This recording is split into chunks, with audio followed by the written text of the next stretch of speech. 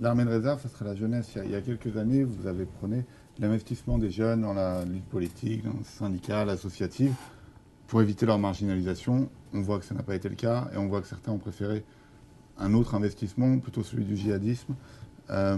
Pourquoi?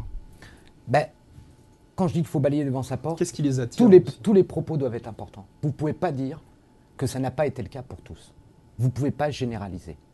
Si vous dites ça, inconsciemment par vos propos, vous portez une image du pays et vous aggravez le mal. La vérité, c'est quoi? C'est qu'on a aujourd'hui, dans les enfants qui viennent de l'immigration, musulmane ou non, deux catégories, on le voit bien.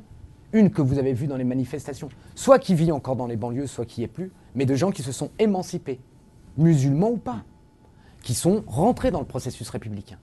Et vous avez des noyaux qui, eux, au contraire, se sont détachés de la société, non pas à travers la religion, parce qu'il faut dire les choses, mais à travers la violence et le gangstérisme. Et c'est ce nouveau syncrétisme entre gangster et islamisme qui crée les Koulibaly.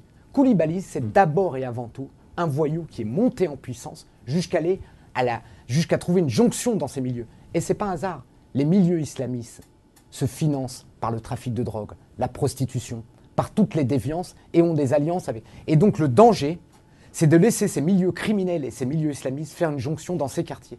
Les milieux criminels ont déjà réussi à imposer une forme de terreur, imaginez avec cette alliance. Donc on voit pourquoi il faut d'abord, avoir confiance à ceux qui s'engagent. Il y en a beaucoup.